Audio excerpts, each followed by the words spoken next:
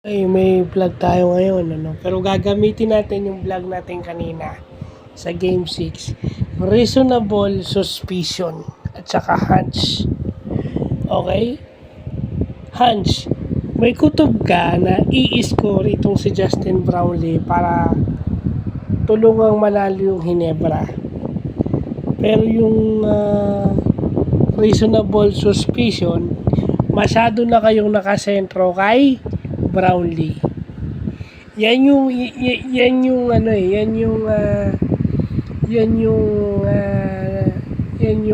weakness. Yan yung weakness o trade-off o limitation kapag hindi ka masyadong gumagamit ng bench. Ako sa tingin ko, Scotty is fatigue or maybe injured. Baka may iniinda na si Scotty dahil kahit hindi siya umi-score yung ginagawa niya sa loob ng court. Japet is not 100% yet. O kaya kita mo hindi niya ma-sustain yung ginagawa niya sa game.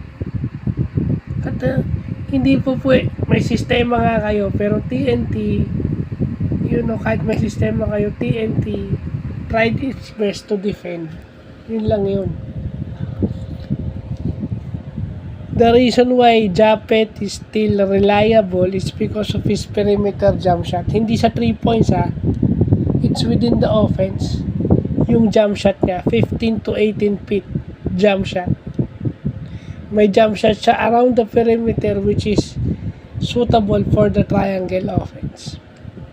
As a big man. Kasi mas sigurado, mas high percentage yung tira ni Japet kaysa dun sa lumalayo ka dun sa 3 points. At hindi mo naman din makukuha si Chris Makolo. Okay, hindi mo makukuha si Chris Makolo sa puro bunggo. 'Di ba? Kasi mas matangkad siya ng 2 to 3 in sa'yo, malakas din yung katawan at siguradong susupalpalin ka. Diba?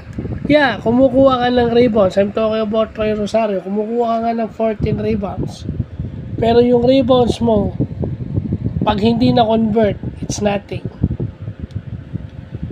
So, pag ikaw naman nabigyan din ng pagkakataong tumira, ano mo naman? The same thing. Nawala kasi yung game mo Nawala kasi yung game mo na may tira ka sa perimeter aside from the 3-point shot.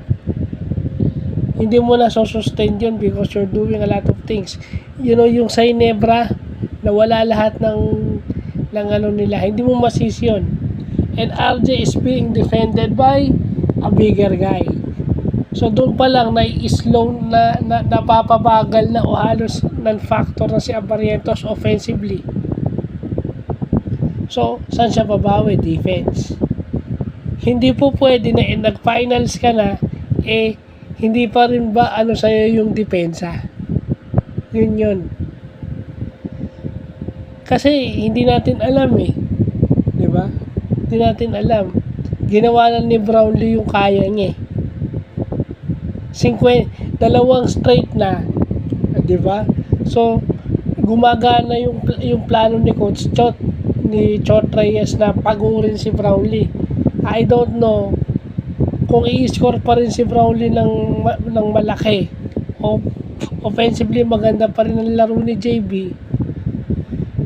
I think matatalo yung Hinebra kapag ang TNT is played pag nagkaroon ng big game si Makolo at saka yung mga locals sumabay.